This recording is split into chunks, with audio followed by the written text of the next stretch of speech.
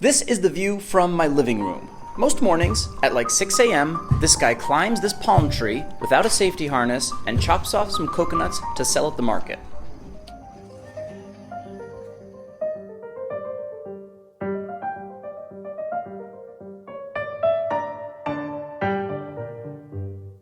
I try to get most of my protein from the ocean with a spear gun. It's ethical, it's fun, and I feel like a modern-day hunter-gatherer when I do it. Some days I get cool fish, and some days I get zero fish. But I go out and try basically every day.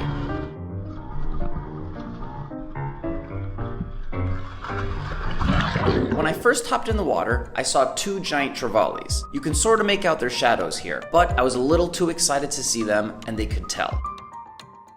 Shortly after that, I took a dive and saw a big school of sweetlips and drummerfish. Creeped up behind this rock, lined up my spear gun, pulled the trigger, and the fucking safety was on. By the time I flicked the safety off, the fish had spooked.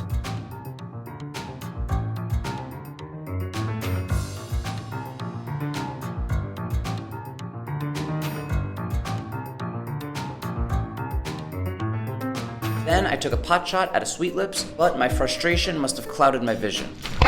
Okay, not off to a great start.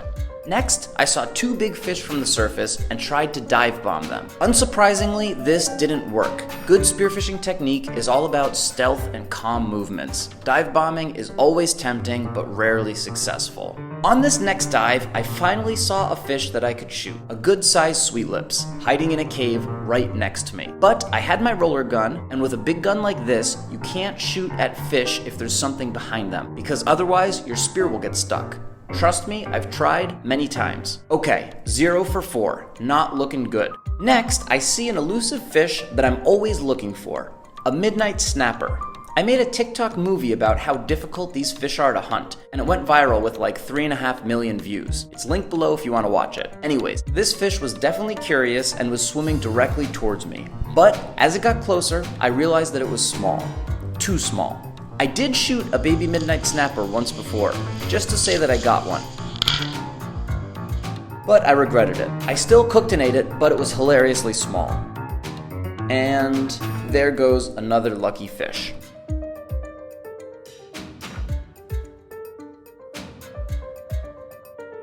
I was starting to get tired and began to think about where I would buy food from when I arrived back on shore, fishless.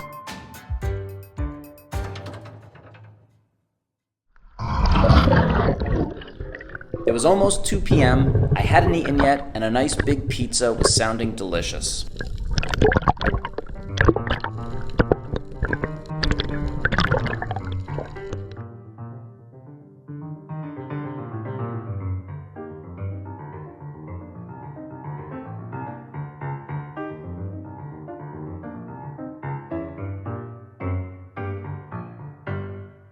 I took one last dive before heading home. Lo and behold, a shootable fish, a sweetlips. They're not particularly hard to find or hard to hunt, but they are tasty and I was hungry. This one was in point blank range and I didn't even line up my spear gun before blasting it in the head.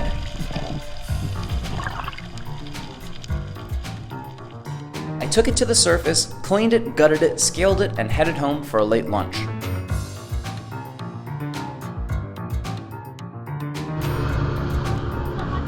Although I had shot it through its face, removed its guts, its blood, and stabbed it in the brain, it was still twitching back at home.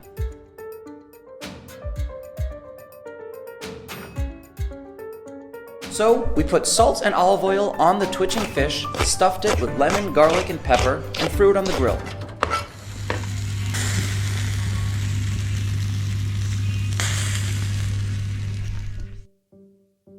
After grilling it, I topped it off with chimichurri sauce and ate it with a toasted tortilla. It was delicious and, thankfully, no longer twitching. But to be honest, I was still craving that pizza.